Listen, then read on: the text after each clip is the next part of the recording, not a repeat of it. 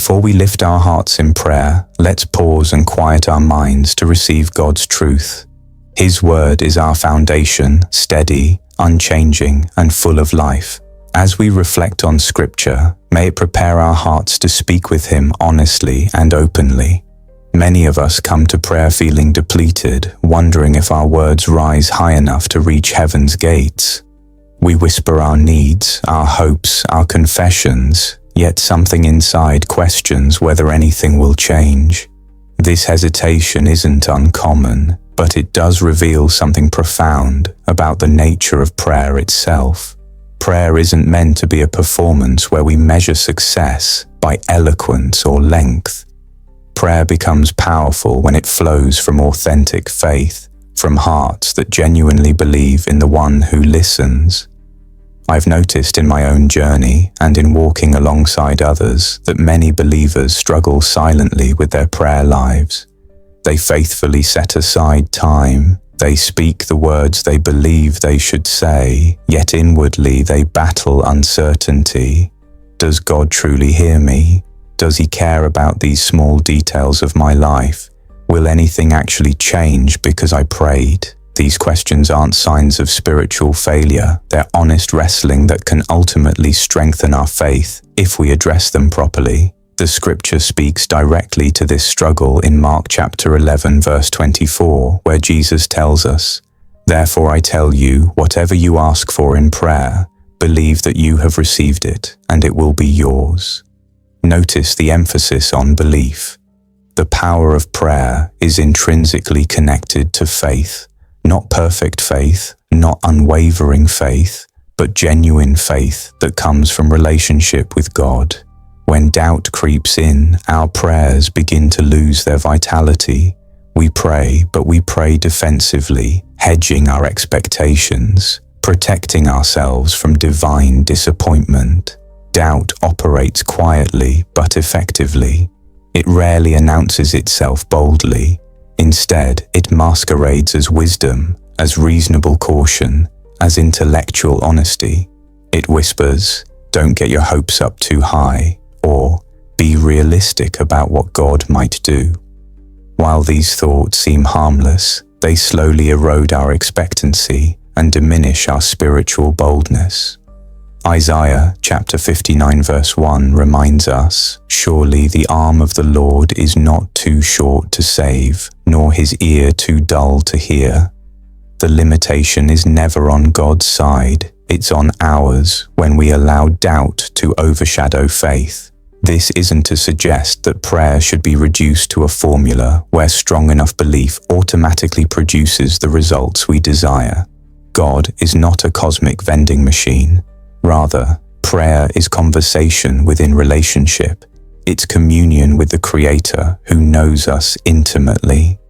Psalm 139 verses 1 through 4 tells us that God has searched us and known us, that He is familiar with all our ways, and that before a word is on our tongue, He knows it completely. This level of intimate knowledge should bring comfort, not anxiety, to our prayer lives. Prayer becomes most effective when we understand it as spiritual warfare. In Ephesians chapter 6 verses 12 through 18, Paul reminds us that our struggle is not against flesh and blood, but against the rulers, against the authorities, against the powers of this dark world, and against the spiritual forces of evil in the heavenly realms. Prayer is not passive, it's active engagement in the unseen realm. It's standing in the authority Christ has given us and confronting the darkness that seeks to overwhelm our lives, our families, our communities. This perspective transforms prayer from religious routine into powerful spiritual practice. We must recognize that effective prayer is grounded in God's Word. When we align our requests with Scripture, we're standing on solid footing. 2 Timothy chapter 3 verse 16 tells us that all Scripture is God-breathed and is useful for teaching, rebuking, correcting, and training in righteousness. The Bible isn't just a book of principles, it's living and active, sharper than any double-edged sword. When we pray Scripture back to God, We're speaking His language, claiming His promises, and positioning ourselves to receive His best. Consistency matters in prayer, not rigid religiosity, but faithful persistence. Luke chapter 18 verses 1 through 8 gives us the parable of the persistent widow who continued asking until she received justice. Jesus told this story specifically so that His followers should always pray and not give up. Too often, we abandon prayer just before breakthrough comes. We grow weary in the waiting, forgetting that God's timing rarely matches our own. His ways are higher, His perspective broader, His wisdom deeper. Perseverance in prayer demonstrates trust in His perfect timing. The beauty of prayer is that it doesn't require eloquence or theological sophistication. God isn't impressed by complex vocabulary or flowery language. Romans chapter 8 verse 26 assures us that the Spirit helps us in our weakness. We do not know what we ought to pray for, but the Spirit Himself intercedes for us through wordless groans. Sometimes our deepest prayers are simply tears, sighs, or wordless yearnings. God interprets these perfectly through His Spirit. This truth liberates us from performance anxiety in prayer. Prayer should be approached with humility and authenticity.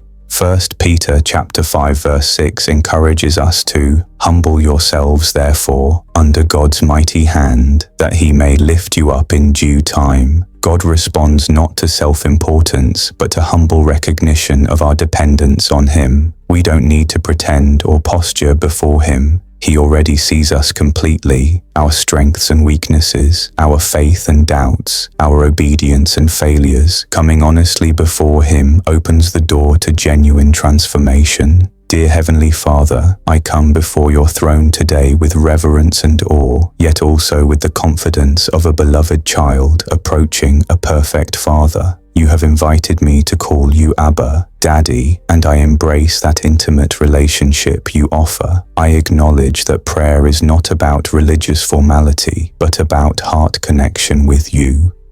Forgive me for the times I've approached you with words but withheld my heart.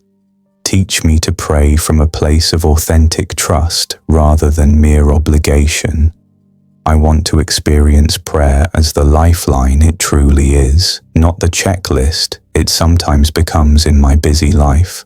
Lord Jesus, you modeled perfect prayer during your earthly ministry. You withdrew to quiet places. You spent nights in communion with the Father. You taught your disciples to pray with simplicity and directness. Help me follow your example.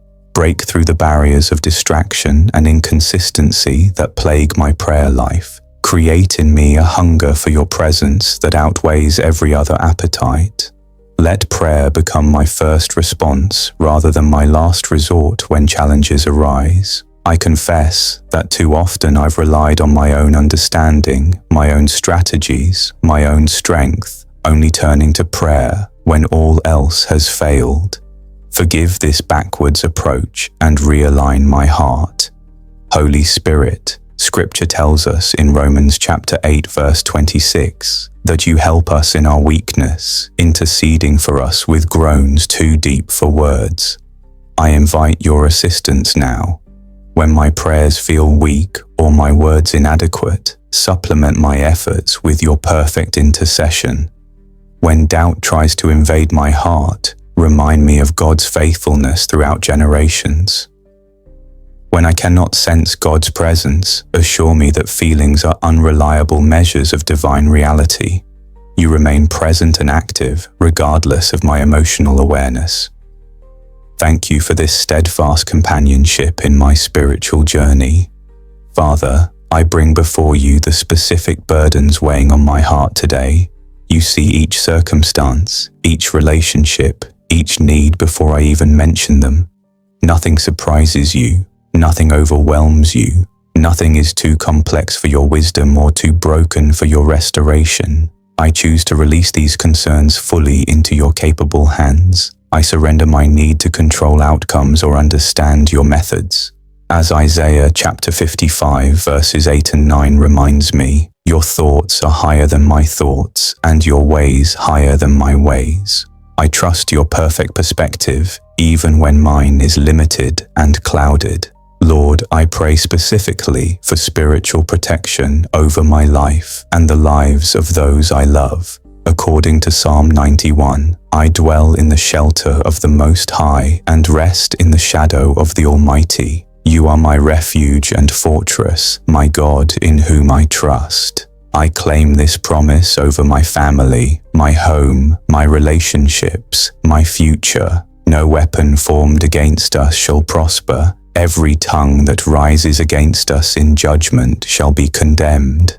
This is the heritage of your servants, as Isaiah chapter 54 verse 17 declares. I stand on this truth and reject every assignment of the enemy designed to steal, kill, or destroy what you have purposed for good.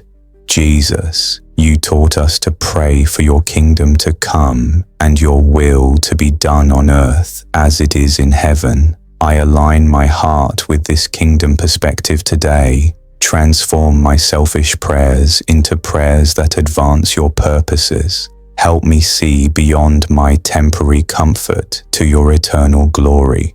When I'm tempted to pray small, self-focused prayers, expand my vision to include your broader redemptive work in this broken world. Use me as a vessel of your love and truth to those around me. Let my life become a living prayer that reflects your character and priorities consistently.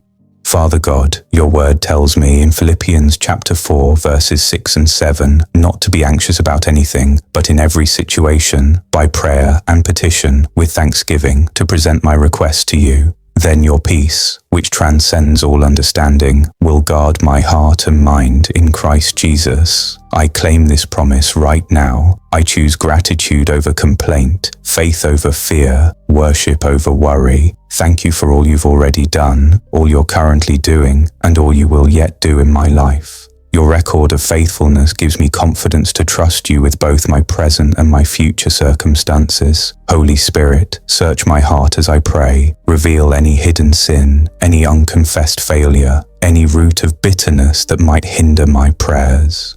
1 John chapter 1 verse 9 promises that if I confess my sins, you are faithful and just to forgive and cleanse me from all unrighteousness. I open myself to your purifying work. Remove anything that creates distance between us. Restore the intimacy our relationship was designed to have. Let nothing stand between my heart and yours. No pride, no unforgiveness, no deception, no worldly attachment. I want clean hands and a pure heart as I approach your holy presence. Lord Jesus, you assured us in John chapter 16 verse 24 that we could ask in your name and receive, that our joy might be full. I approach heaven's throne room through the authority of your name, the name above all names.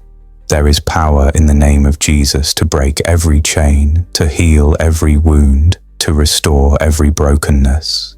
I declare your lordship over every area of my life. Nothing is outside your authority or beyond your reach.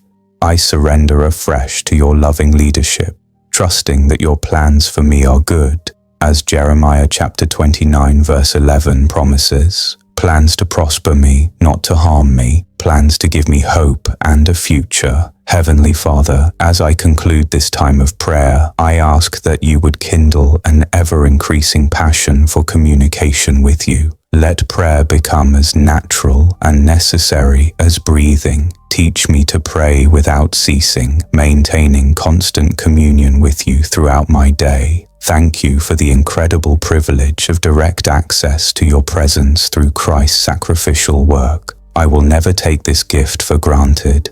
May my life increasingly reflect the transformation that happens when a believer truly learns to pray, not from duty, but from delight, not from fear, but from love.